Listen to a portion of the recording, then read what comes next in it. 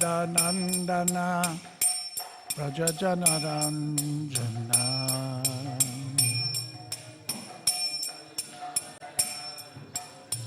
Yashodanandana Prajajanaranjana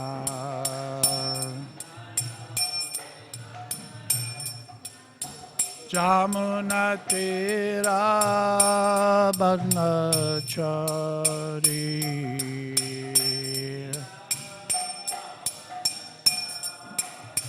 Jamunatira Bhagnachari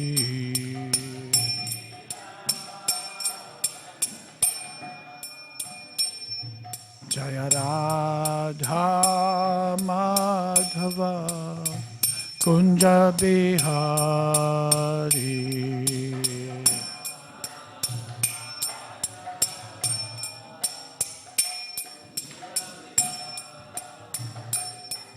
Jaya Radha Madhava Kunja Bihari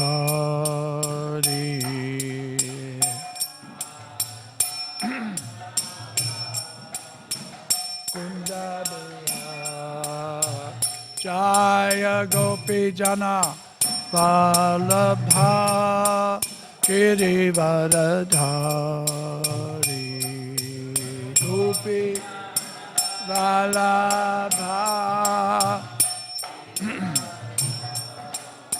Jaya Gopi Jana Vallabha Girivaradhari Vallabha Girivaradhari Yashodanandana Prajajanaranjana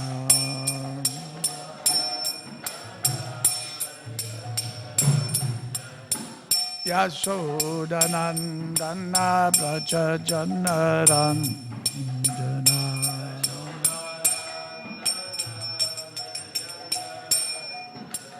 Jamunatira Vanachari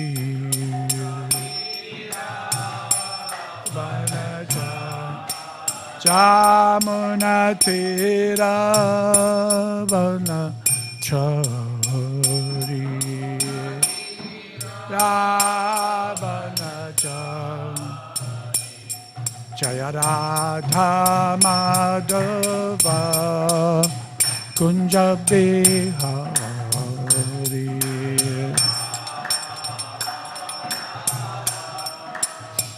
Kunja Bihari Jaya Radha Madhava Kunja Bihari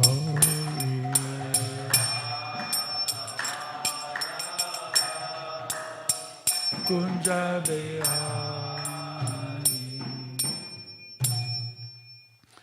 Jayam Vishnupada Paramahamsa Parivrajakacharya Ashtottara Saraswati Śrīmad His Divine Grace A.C. Bhaktivedanta Swami Maharaj Srila Prabhupada ki Ananta Koti Vaishnava Vrinda ki Namacharya Srila Haridas Thakur ki Prem se kaho Sri Krishna Chaitanya Prabhu Nityananda Se Advaita Gadadhara Sivasari Gaura Bhaktivinoda ki jai Shri Shri Radha Krishna Gopa Gopinath Shama Kunda Radha Kunda Giri Govardhana ki Shri Vrindavan Dham ki Shri Mayapur Navadvip Dham ki Shri Purushottam Chitra ki Shri Ganga Mai ki jai Shri Chamuna Mai ki jai Bhakti Devi ki jai Tulsi Devi Maharani ki jai Harinam Sankirtana ki jai Srila Prabhupada's Transcendental Book Distribution ki jai Grantaraj Śrīmad Bhāgavatam ki jai Nitai Gaura Premanandi.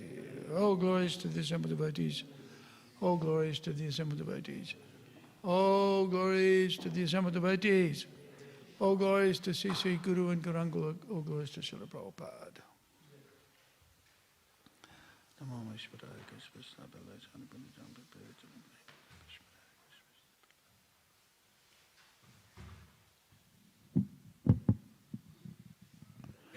Om Namo Bhagavate Vasudevaya. Om Namo Bhagavate Vasudevaya. Om Namo Bhagavate Vasudevaya.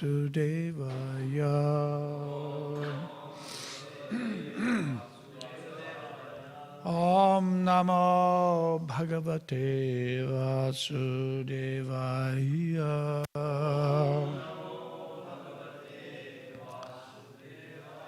Om Namo Bhagavate Vasudevaya.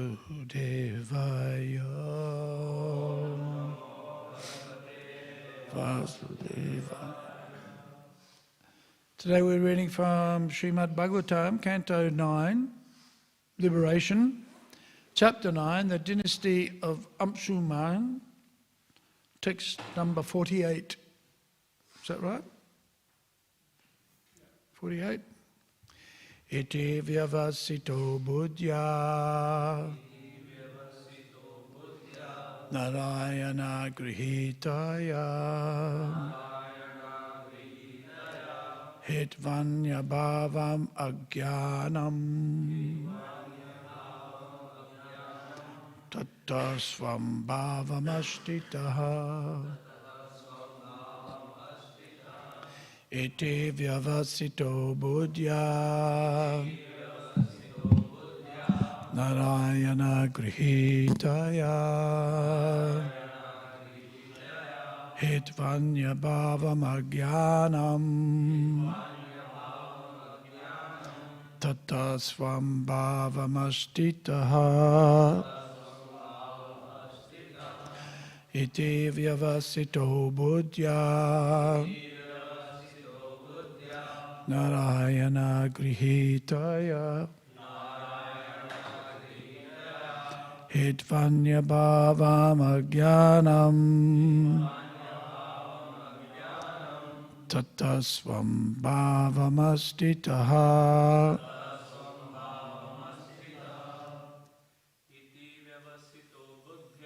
Iti vyavasito buddhya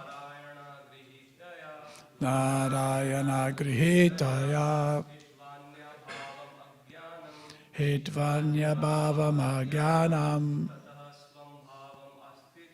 Tata swam bhavam astitaha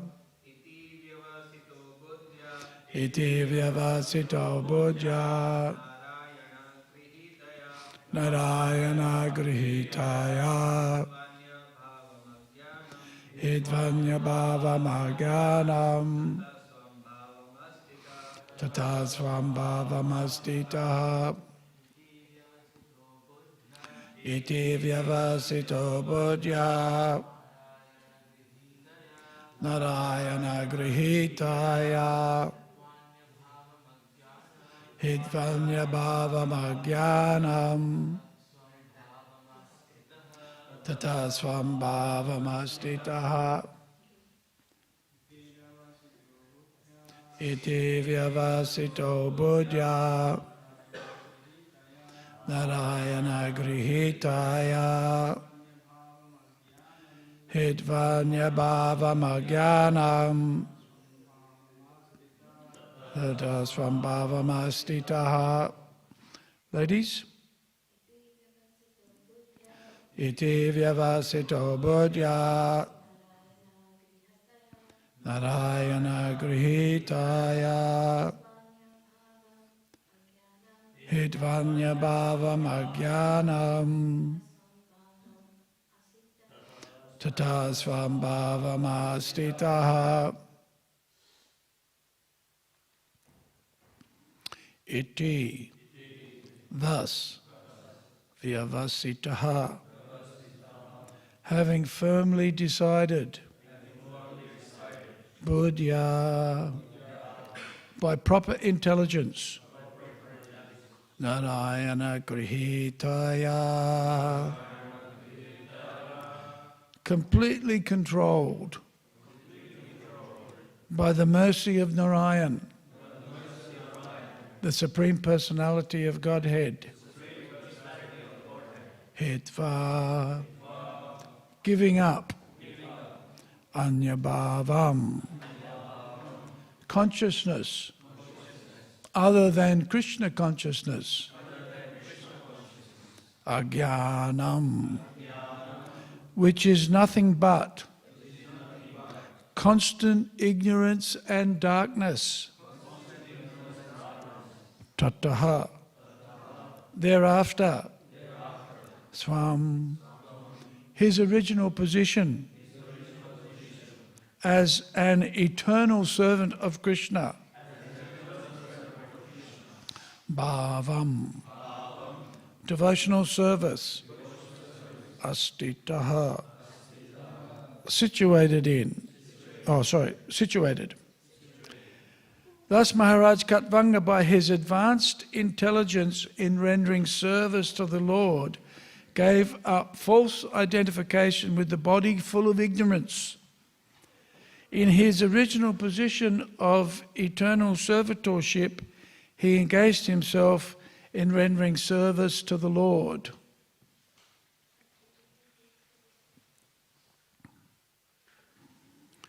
Purport: when one actually becomes Krishna conscious, no one has any right to rule over him.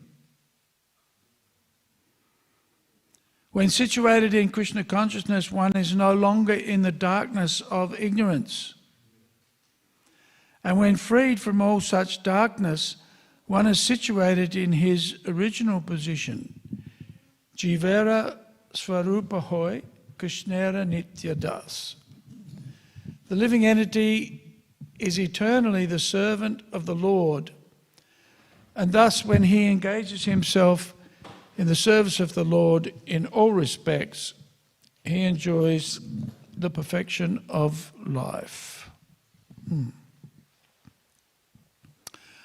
Om Jnana Timirandasya Gyananjana Shalakaya Chakshun Militam Jena Tasmae Shri Gurave Namaha Shri Chaitanya Mano Vishtam Stapitam Jena Bhutale Svayam Rupa Kadamahiyam Tadati Svapadantikam Mukam Karoti Vachalam Pangum Langayate Garim Yat Kripa Tamaham Bande Shri Gurum Dinatavinam.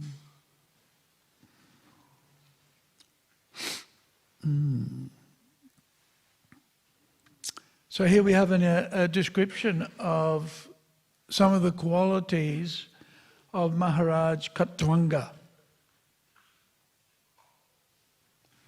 And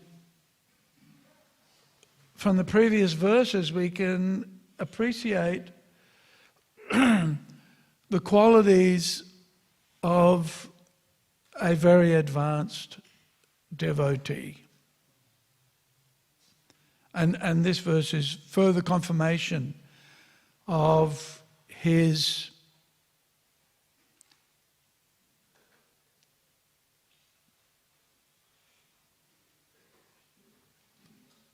position as a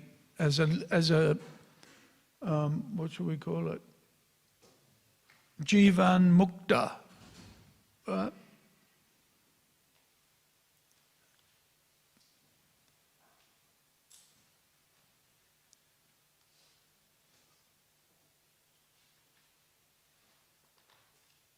There, Prabhupada explains, and the Vedic scripture explains, there are two types of living entities.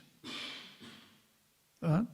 Two types of living entities. There's the Nitya Siddha and the Nitya Baddha. Right? So one is always perfect, and the other is always bound up.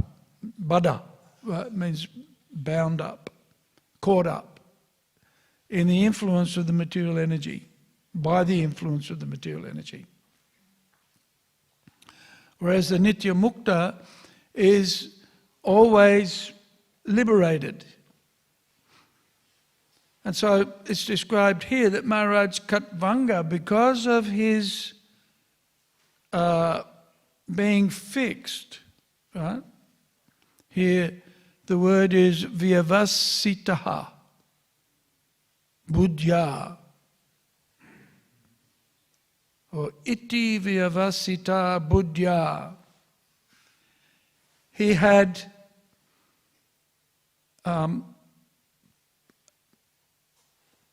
intelligence, discrimination, the ability to distinguish between matter and spirit. Generally, this is buddhya. And vyavasita means being firmly fixed in that intelligence. And so then, because of that determination, he's then Narayana Grihitaya, controlled by Lord Narayan. Narayana Grihitaya is completely controlled by the mercy of the Lord. And so it's interesting because Prabhupada mentions in the purport, when one actually becomes Krishna conscious, no one has any right to rule over him.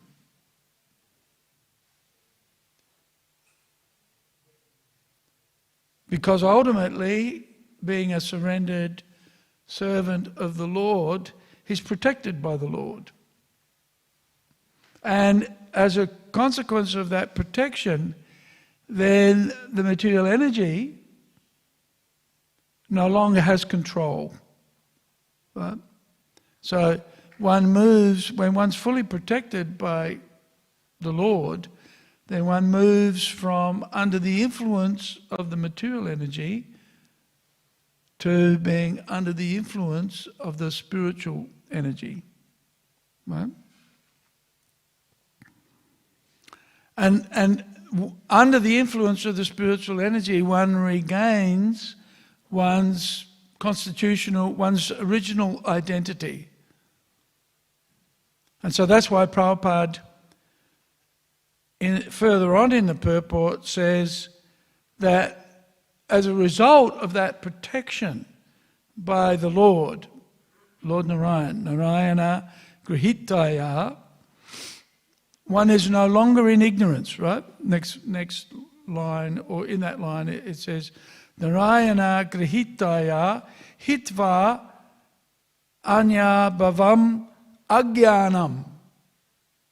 Jnanam means knowledge, and Agyanam means without knowledge. The prefix a means without. So under the influence of the spiritual energy, the ignorance of material existence no longer has an influence. Yeah. So, in Prabhupada's explanation of the Jivera Swarupa Hoy Krishnera Nityadas verse in the Chaitanya Charitamrita, Prabhupada explains the three energies of the Lord. Right?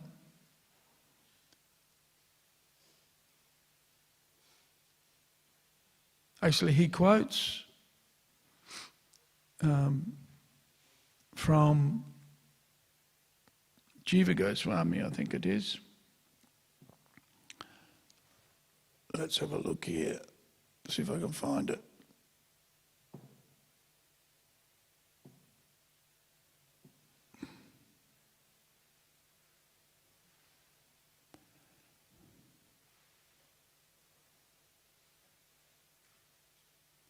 Yeah, Jiva Goswami. That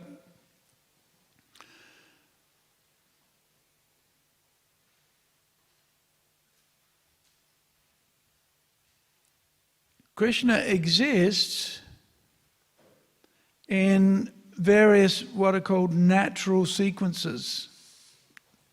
And we see in the Vedas how these sequences, how the various energies of the Lord are manifest, or how they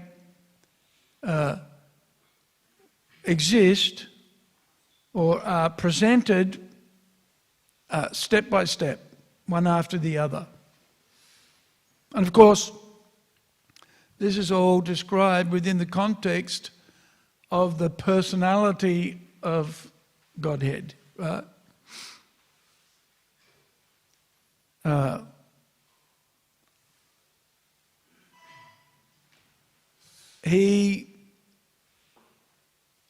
There are varieties of descriptions of the Lord, and a lot of emphasis is placed on the energy, right?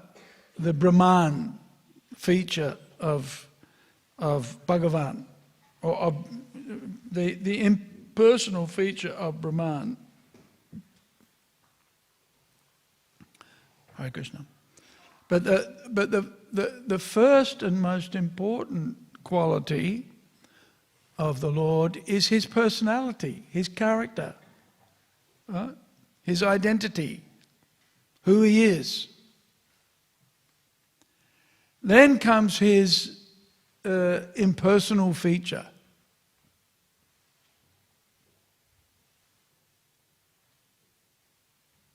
We often get to experience the impersonal feature, especially through the effects of the material energy.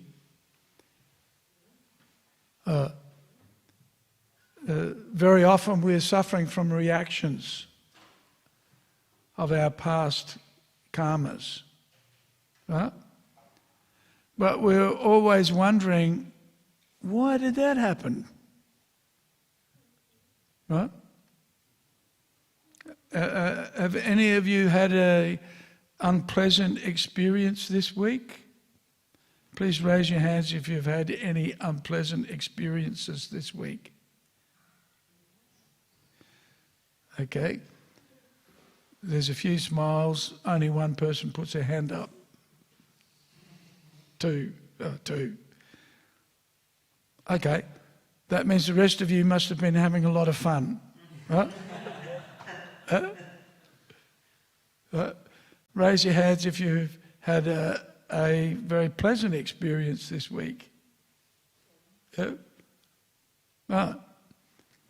And sometimes when we're experiencing some unpleasantness, we're not sure where it came from.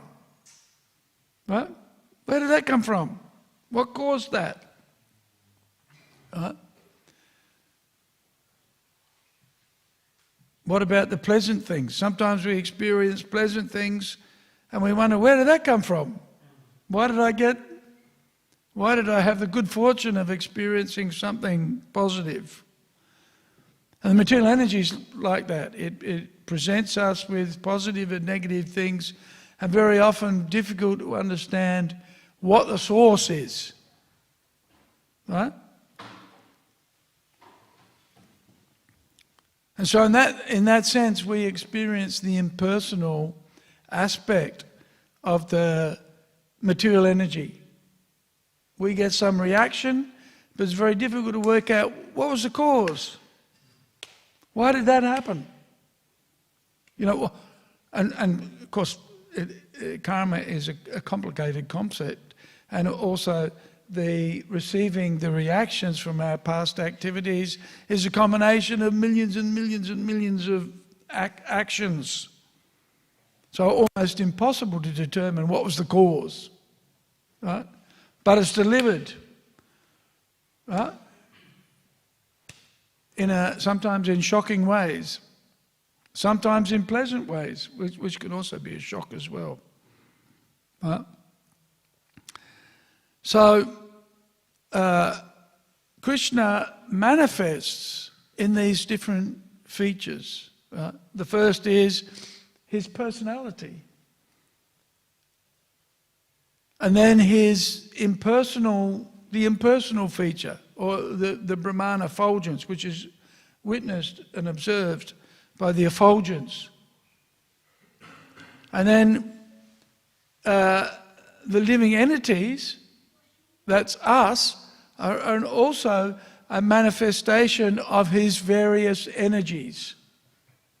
Right? The living entities are a manifestation of his various energies, and he exists as the cause of all of these. And he's the Sarva Karana Karanam. What is it? Ishvaraha Parama Krishna. He's the controller, the supreme controller. Right? Satchit Ananda Vigraha. He has a spiritual, eternal, fully cognizant, blissful Ananda, Satchit Ananda Vigraha, form. You know, sometimes it's thought that when we give up the material realm, then we give up form. Right? Because in the material world, our form is the source of suffering. Right? So the notion is, if we want to give up suffering, then we have to give up this concept of having a form or having a body. But no. Krishna has a Satchit Ananda form. We have a spiritual form. So when we give up the material form, doesn't mean that we give up form and become formless, but rather we convert our material form to a spiritual form. So form and personality are maintained and sustained by devotional service, actually. Not that we lose our identity as if we have no identity, but rather we embrace our real or true identity. So, and this is why Prabhupada often uses the example of the sun and the sun god, and compare that with Krishna. So just as the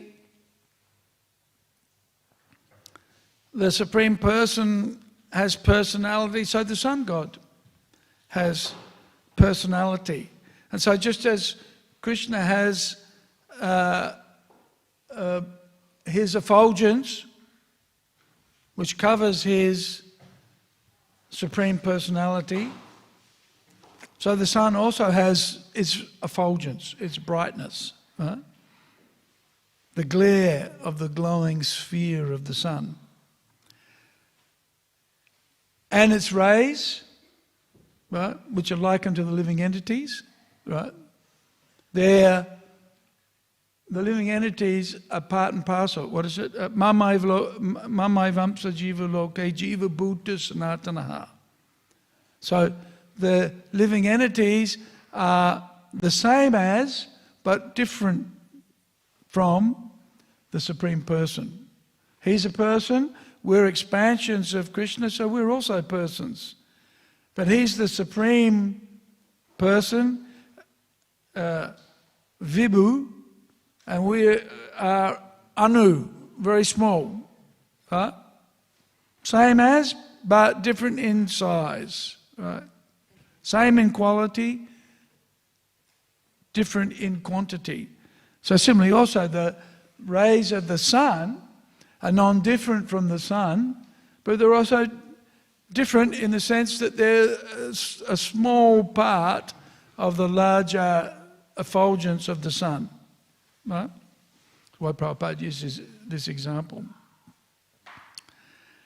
And then the sun reflects in many other objects.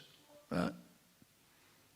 Everybody has a different perspective of the sun and the sunshine. Just like at the moment in Melbourne, how do we perceive the sun? Have you noticed?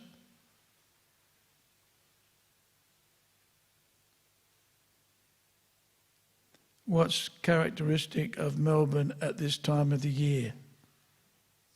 Anybody noticed? This is not a very difficult question. What's the season? Winter. And how do we feel the sun? Warm. Right. Okay.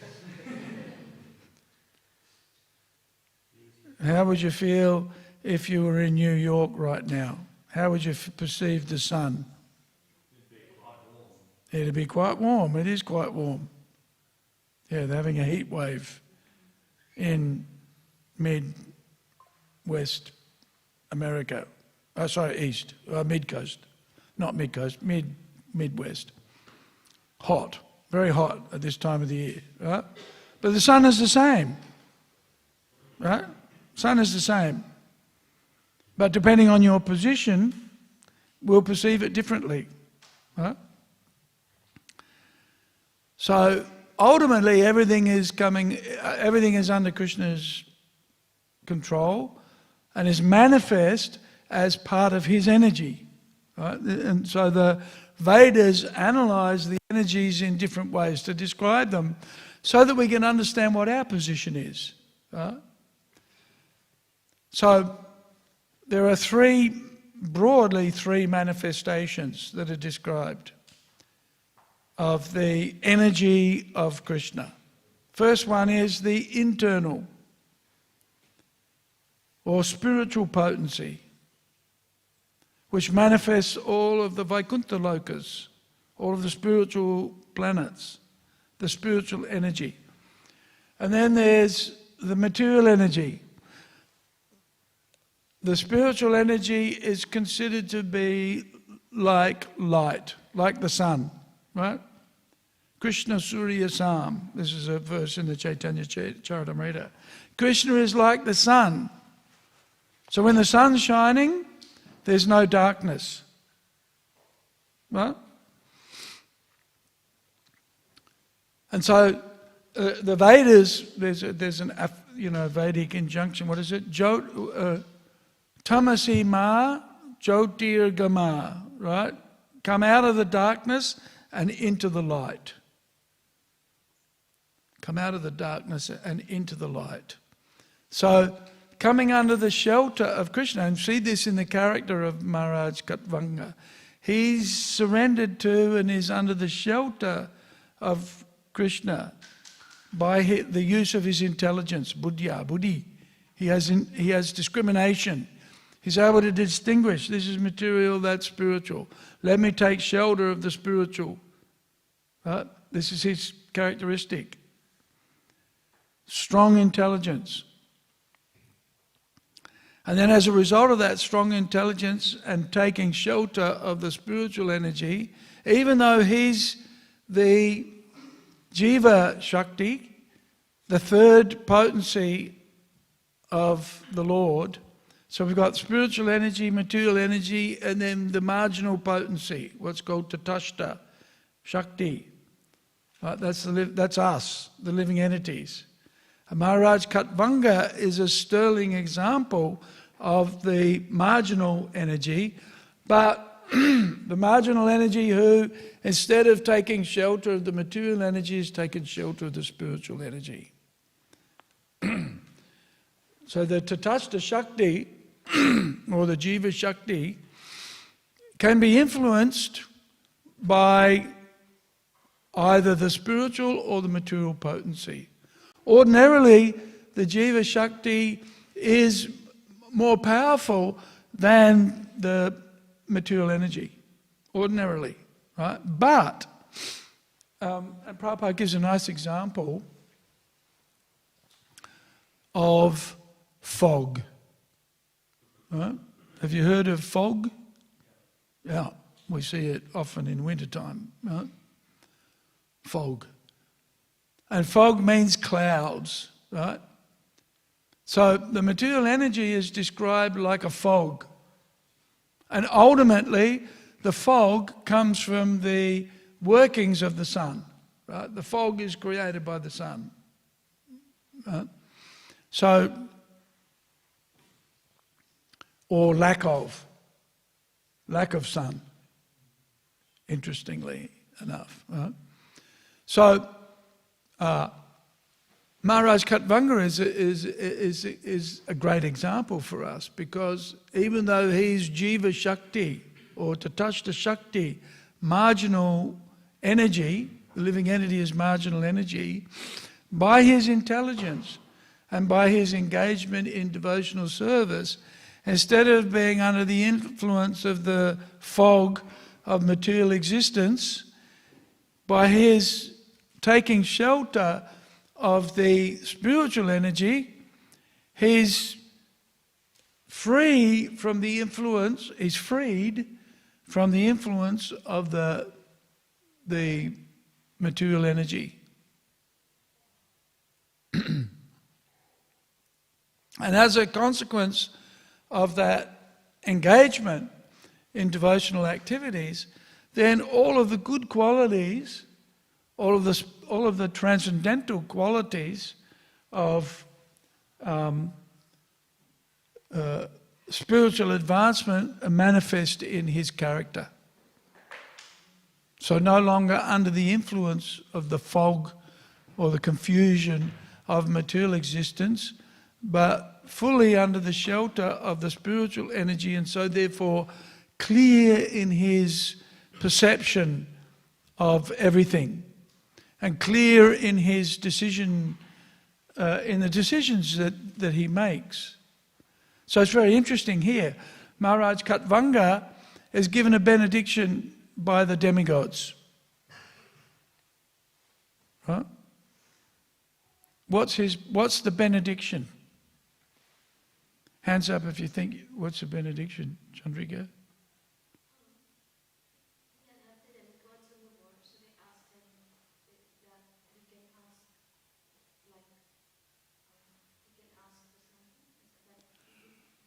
What's the benediction, Hare? Yes, he knows when he's going to die. Right? Of course, and this is the predicament of our existence, right? Because on the one hand, hands up those who want to die. Please raise your hands. Right? Nobody. Totally antithetical to us, right? No one wants to die because we have that inclination to live forever. Right? And in fact, that's our natural position. Right? Natural position is to be eternal, right? Because that's who we are. We're actually not, and that's why Bhagavad Gita is. Why Krishna spoke the Bhagavad Gita, for us to understand that actually we're not the body.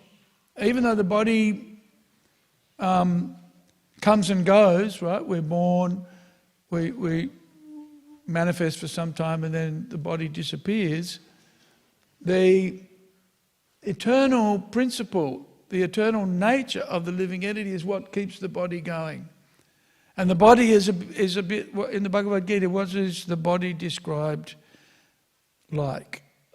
What is it? Clothes. Yes, like a dress. That's right. So, you get up in the morning and you go to the cupboard and you get out a new set of clothes, right? A fresh set of clothes. Is that what you do? Or you wear yesterday's clothes? Phew. We put on a fresh set of clothes, right? And then at night we discard them and put on our pajamas, right? Do you wear the same set of pajamas or you put on fresh pajamas? What do you do?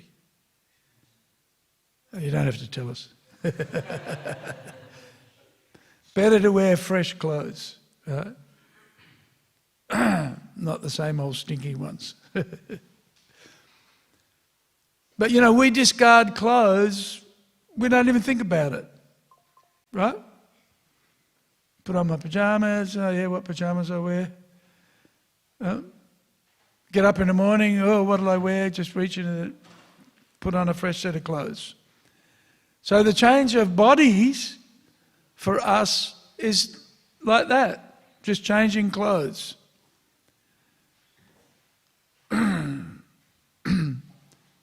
But Maharaj Khatvanga wanted to know, or had the benediction at least, that he knew when he would change his clothes. Right? Or at least he knew when this body was going to end. Right? And why? Because he had intelligence, buddhya, right? That he knew that this changing of clothes all the time is painful and a waste of time, right? In ignorance. You know, the elation of the good and the disappointment of the bad is like the constant changing of the seasons, right? What is it? Matras pasashta kuntaya sitoshna sukadukadaha agama payano nitjas tongues to tikshas vaparata. Right? Happiness and distress, hot and cold, it's all the changes of material existence, and one has to tolerate these things. But a transcendentalist knows that we don't have to always be under the influence of the material energy and constantly take birth in the material world to suffer the ups and downs, ins and outs, the embarrassment of material existence. What is it? Janma mritya jara vyadi dukkha dosha anudarshanam. That the vision of the acharyas and of the shastra is the material world is a place of suffering, right? And so the intelligent person makes a decision, I want to get out of here, right? So Maharaj Katvanga was blessed by this benediction that he could know when he would die. And why was that a benediction? Why is that helpful? Because he knew then, at that point in time, let me take full shelter of Krishna. Right? As if one, and this is the importance of the human form of life. We have the human form of life. We can use that to determine what our next destination will be. And so rather than take birth again in the material world, one can take full shelter of the spiritual energy and then be released. What's that word? Hitva. Right? In the verse.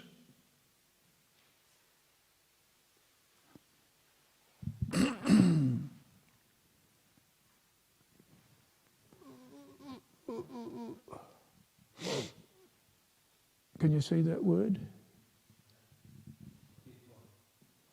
Hang on. Yeah, what does that mean? Hitva.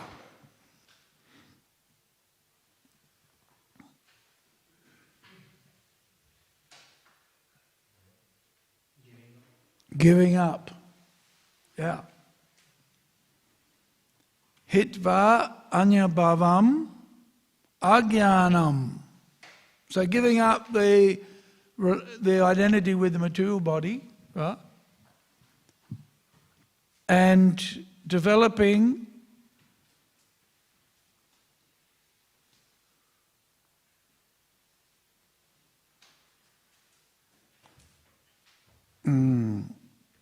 tatasvam bhavam asti taha.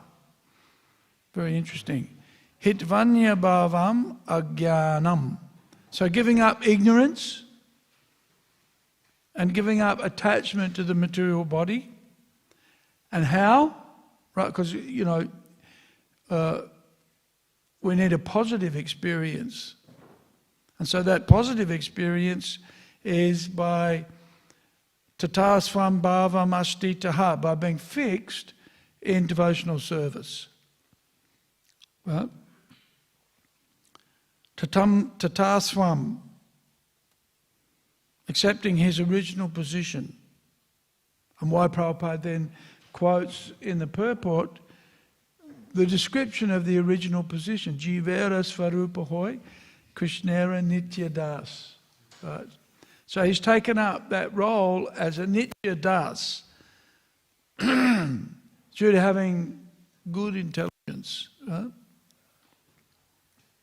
And as a consequence of that engagement in devotional service, then he's freed from the influence of the material energy and doesn't have to take birth again. Right? So that's very attractive to the devotees, especially those who are introspective. There's a qualification of a devotee is they question, why, who am I? Who am I? My inclination is to live forever, not have to die, right? My inclination is to enjoy, right? What is it? Anandamayo Bhyasat. Krishna's nature is, he's the supreme enjoyer, and because we're a part and parcel of Krishna, we also want to enjoy. Hands up who likes suffering. Please raise your hands. Right? There are people, they're called masochists. They get enjoyment out of suffering. Well, that's pretty weird. Right? Broadly, we like...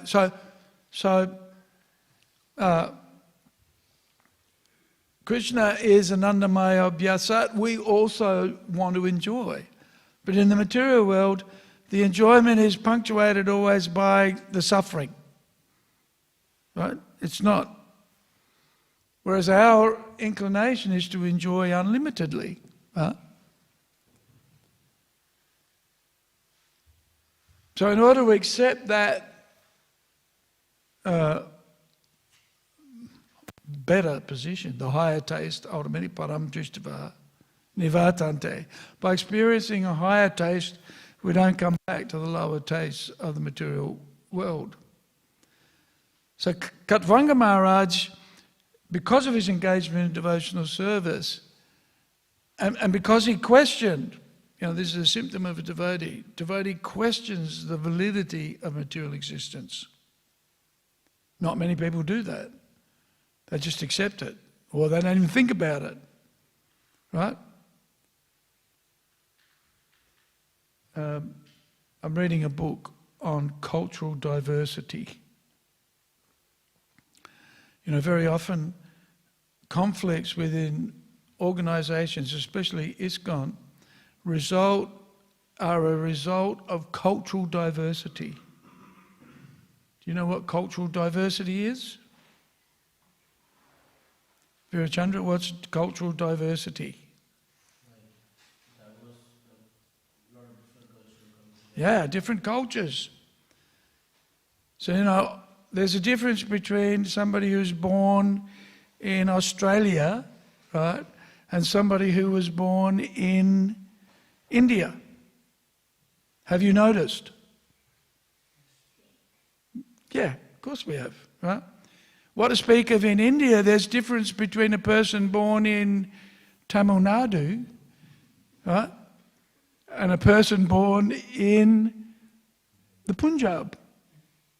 Have you noticed? Yes, of course we've noticed. We notice it all the time. And because of that, because of our conditioning, there are often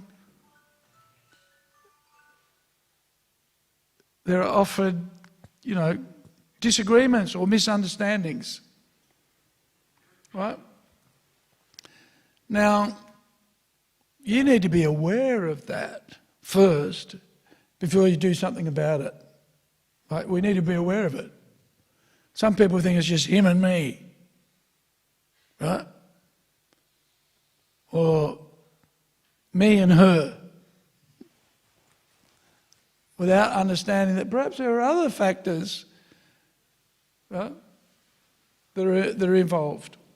So we need some awareness. So similarly also, we need to have awareness of the fact that the material realm is not a place of enjoyment. We're looking for enjoyment, right? But very often, what do we achieve? Suffering, or disappointment at least. Right? But not many people look for that. Not many people are even aware of it. Right? They just accept it. Right?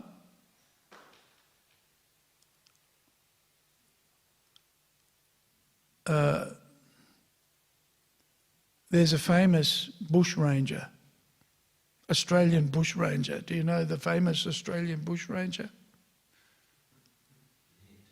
Huh? Ned Kelly. Yes. And today is the 145th celebration of the ambush of Ned Kelly at Glenrowan. Pretty important occasion. But when Ned Kelly was hung, what did he say? What was famous last words? What did Ned Kelly say just before he was sung? At least this is their story. What did he say? Such is life. He did. Well, that's how it's recorded. Such is life. Right? Such is life. Yeah. And Maharaj Katvanga knew that too. Such is life. We're all going to die at some point in time. Right? But, Ned Kelly pretty much in ignorance. Such is life. We accept it. Such is life. But no, this is, the purpose of life is not just to die and then be reborn again and suffer. Right? But not everybody can appreciate that. Not everybody has the awareness of somebody like Maharaj Katvanga, or even amongst the devotees, an awareness that there's more to existence than just be born, work hard, die, and then do it again. Actually, most people prescribe to the theory that you live once. You only have one life, might as well enjoy it. Enjoy. Right. But those who are introspective, the saintly devotees, right, they understand that this is not the only life. Right? We've had many lives. Right? And this life is a consequence of what I did in previous lives.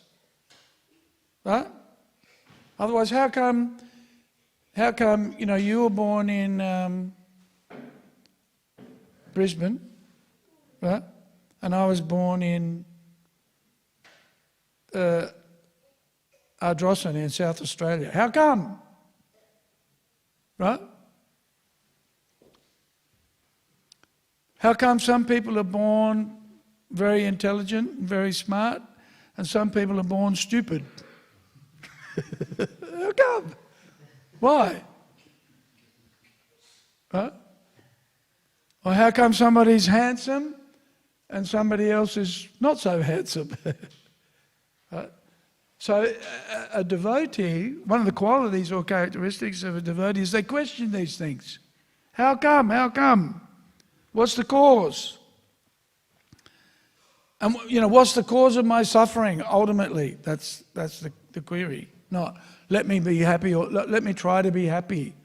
We've tried to be happy so many times, so many efforts, but we're always going to be frustrated and ultimately frustrated by death. Right? And then, of course, as is mentioned in the Bhagavad Gita, that why the Bhagavad Gita is so important, and the Bhagavad Gita's purpose is to get rid of this ignorance, right? To make people aware that the end of the body is not the end of existence, but the spirit soul is carried on as a consequence of all the things, all the impressions and all of the experiences we've had in this life and previous lives. It takes us to the next body. Right? So a devotee like Maharaj Katvanga and a devotee like you also, like us, wants to put an end to that, the changing of pants and shirt and pajamas. We want to put an end to that. And we want our eternal form, our transcendental spiritual form, which is free from these sufferings. That's what we want. That's what's going to make it. That's who we really are. Right? Prabhupada mentions in the beginning of the Bhagavad Gita, in the introduction, that in order to understand the Bhagavad Gita, we need to be submissive.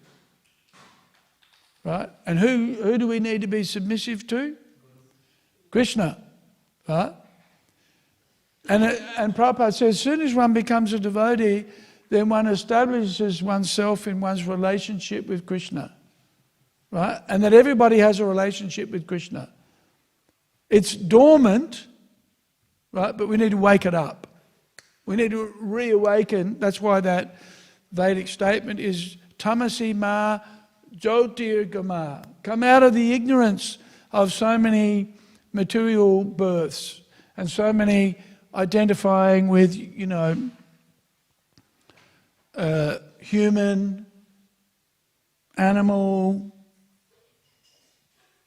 whatever, all the different species of life. And every time we take birth in a different species, that's who we think we are. That's real ignorance, right? Because each one of us has a spiritual form. It's dormant, but it needs to be reawakened. That's why the association of the devotees is so important.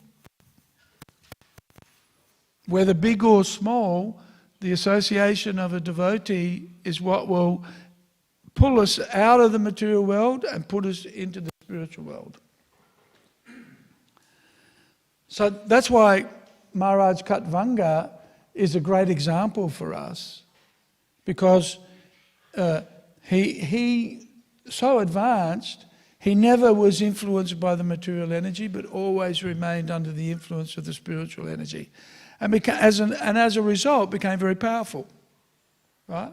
So much so, he was so powerful, a devotee, that the demigod said, we've got a fight with the demons going on. Can you come and help us? Right? There's never a boring life for a devotee, right? There's always challenges and opportunities for service, right? Always. So, and as a result of always being engaged in that service, we're never the loser. We will always benefit. We may not benefit materially, right? We may not benefit. In fact, sometimes, actually Krishna says in the Bhagavatam, in the 10th canto, that when he favours his devotee, he takes away everything. So beware. This is not for the faint-hearted. But if we surrender to Krishna, even though Krishna takes everything away materially, he gives everything spiritually. Right? So that's why Lord Chaitanya says, Nadanam najanam na sundarim. Right? Kavitava jagad isha kamaye. I don't have any desire for things of the material world. Right? No wealth, no followers. Right? But I want your service. Because by service, we see that here with Maharaj Khatvanga, he knew he was going to die. It was important for him. And the demigod said, you've only got a moment to live. He said, okay. And then what did he do? Did he go to Vrindavan? Is that where he went? Certainly he went to a place where he could remember Krishna. Right? Because he knew, by remembering the Lord, I can leave this material world and go back to the spiritual realm. That's the goal for a devotee. And that service to Krishna is the epitome, it's the emblem, it's the archetype of the mood of the spiritual world. Because in the spiritual world, everybody gives up everything ultimately for Krishna's pleasure. So that's why Prabhupada mentions in the beginning, in the introduction to the Bhagavad Gita, that the first requirement of a devotee is to be submissive. Right? And I say that theoretically because submission is not really one of my natural tendencies. you tell me what to do and I will not do it.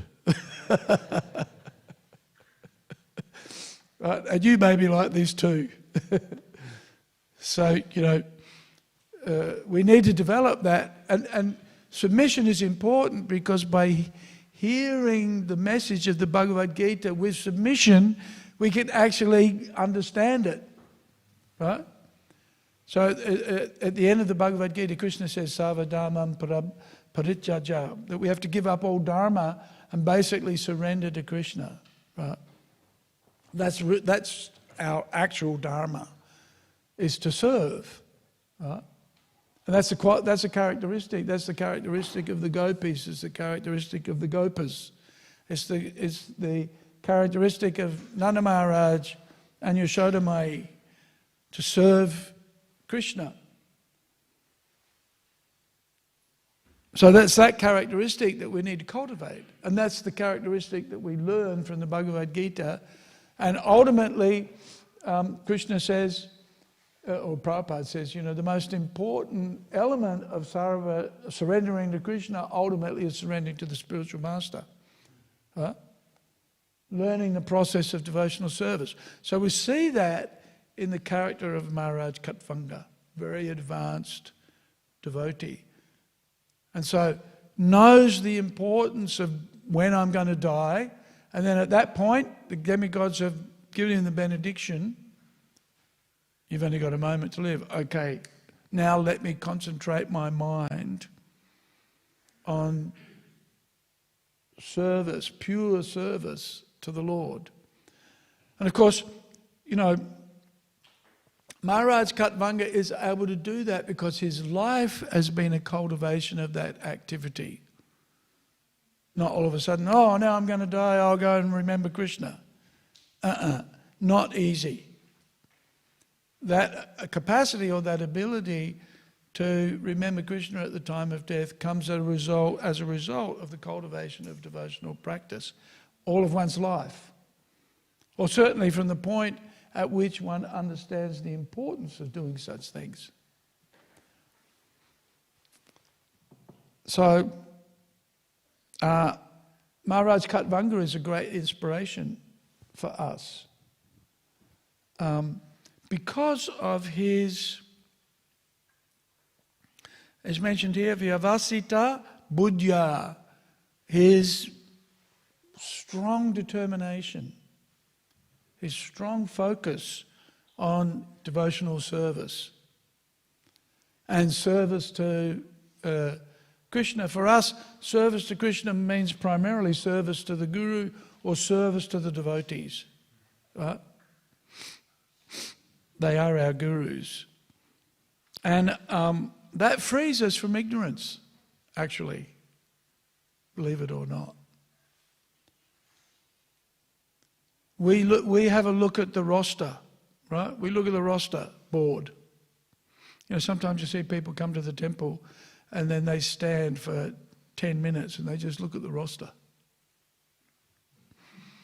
And we look at the roster and we think, oh no, we're going to be bound up. Right? And so we think, what a restriction. If I'm on the roster, I'm trapped. Right? Don't be trapped by the roster. Huh? But actually, it's not a trap. It's actually liberation. Right? The regulated principles of devotional service mean we do the service and we do it regularly, constantly, consistently, day after day. Right? That's actually our liberation, because ultimately it's what connects us to Krishna. It's not a trap. Huh? This was the propaganda in the 70s, probably even still now. If you get caught by the Hare Krishnas, you'll be caught by the cult. The cult leader will have control of you. Right?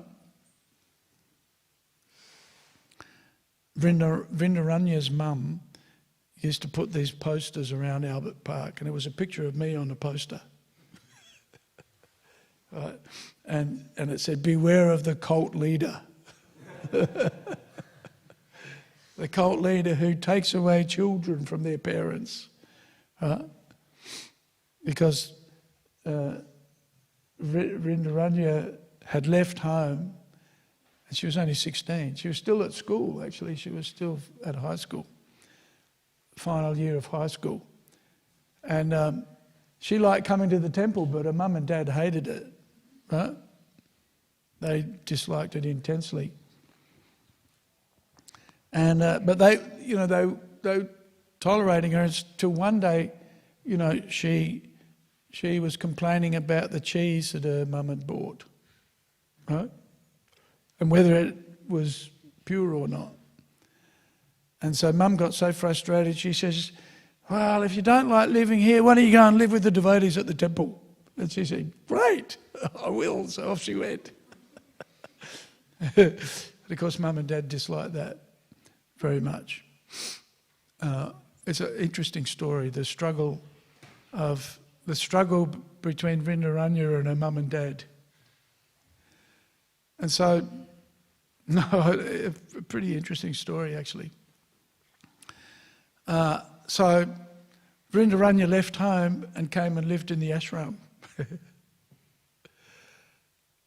One time her brother and his friend, I think they were drunk or something, and it was Mangalati, and they came into the temple at 4:30, right? Just as the devotees were paying their obeisances, with their shoes on and yelling and shouting.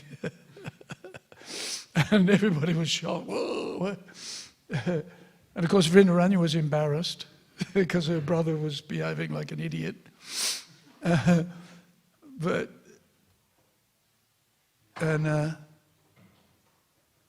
it was interesting because there was a girl who was in her early 20s who was living rough, right? And she was sleeping outside the temple on the footpath and coming to the temple for meals, for food for life, meals, right? And on their way out, they kicked her. They kicked her and woke her up. And then they went to the ashram. No, they went to the ashram, pulled a knife. I mean, it was dramatic. It was dramatic. How did I get onto Vrindaranya's story? What was the purpose of that? Oh, people trapped. Yeah, trapped by the roster. So anyway, Vrindaranya's mum had these posters around Albert Park. There was a picture of me, and it was like, "Beware of the cult leader. He steals children from parents." Sukadeva, do you remember any of this? Yeah.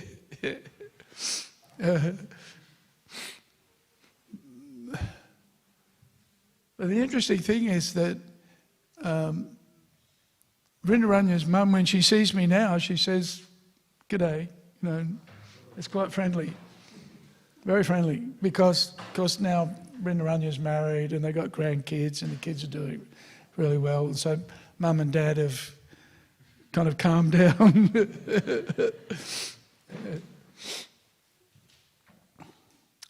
But it's hard. You see, in the Bhagavad Gita, Krishna mentions, the activities of the devotees, which are enlightening for the devotees, is like darkness for the materialistic people. Right? And so, devotee is happy to serve. Even if everything's taken away, he's still happy to serve because the enlightenment and the understanding that one receives from devotion, from the practice of devotional service, far outstrips any of the material experience, any of the elation or jubilation that you might experience in material life, and which is, just happens for a moment and then poof, it's gone. It's like a will-o'-the-wisp, like a mirage. Or it's illusion. Whereas the taste Param drishtva nivartante. The taste that one gets from devotional service is superior, and it's there every day, despite the difficulties. And, you know, material existence means difficulties. We know that. That's dukkha dosha anudarshanam.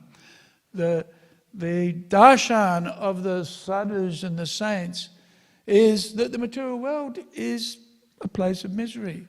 And if you want happiness, that can only come from devotional service to Krishna, which elevates us then to the spiritual world, the Vaikuntha realm, which is, you know, no worries, right? We Australians like to say, no worries, she'll be right. Well, that's Vaikuntha Loka. That's the no worries. That's a place of no anxiety. That's where we want to go. Even though there may be some austerity to perform now. So we see that with Katvanga Maharaj. He performed austerities, but he didn't forget his relationship with Krishna. Even though he was fighting for the demigods, that was ultimately service to the devotees. But he remembered that my real position is as a servant of the Lord.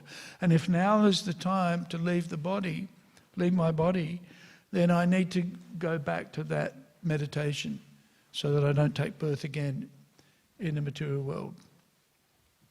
That's what we should do. That's why we're hearing about Maharaj Katvanga, because he's like our hero, right? He's a hero.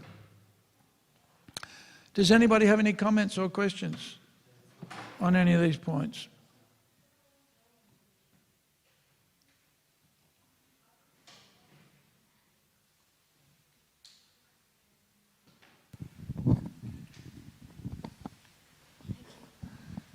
Hare Krishna, Prabhu. Thank you for the nice class.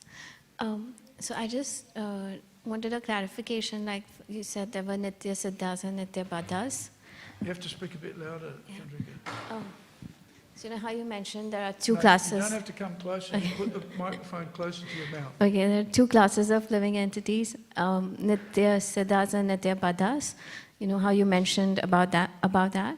So, About what? Nitya Siddhas and Nitya Baddhas. Say it again. Nitya Siddhas. Nitya Siddha, yes. Yeah, and Nitya Baddhas. And about Nitya Baddha. Yeah. Gotcha. So I just wanted some clarification. So the Nitya Baddhas were originally Nitya Siddhas and then they became Nitya Baddhas? Is that? Yeah, okay. Nitya Siddha. We're originally Nitya Siddha. No, like the Nitya Baddhas, were they originally... This is a great conundrum. Were we originally Nitya Siddhas? If we came from the spiritual world, right? Or if we're part and parcel of Krishna, how come we're in ignorance now? I don't know the answer to that question. And Prabhupada gives the recommendation that we're in the material world, don't worry about how you got here, worry about how to get out. Right? And of course that's provided for us, that opportunity to get out. The material existence is likened to an ocean, right? Very difficult to cross, right? But it's described that the saintly persons have left the boat, right? Left us with the boat by which we can cross over the material ocean, and so much so that the material ocean, which appears to be, insurmountable and huge, can be shrunk down to the size of water in the hoofprint of a calf, right? So we're very fortunate because the devotees like Śrīmad Bhāgavatam and our previous acharyas have given us the process which shrinks material existence into nothing and takes us out of the material world into the spiritual world. Right? Okay. Thank you, Prabhu. So, don't worry about how we got here. Let's just worry about getting out.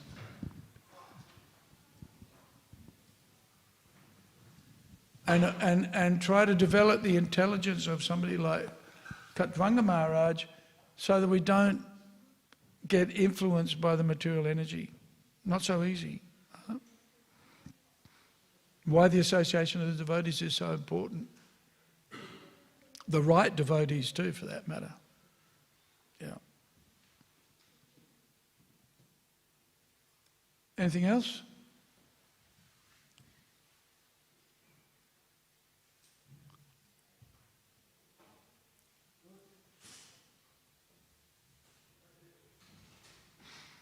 Okay. Grantaraj Śrīmad Bhāgavatam ki jai, Śrīla Prabhupada ki jai, Gaura Bhakta Brinda ki jai, Maharaj Khatvanga ki jai.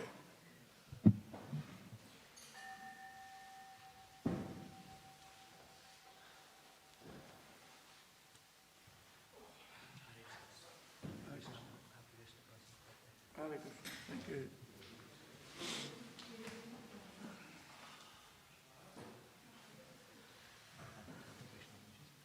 Hey, well. Hey, well. Are you coming to the birthday party? That's the important part.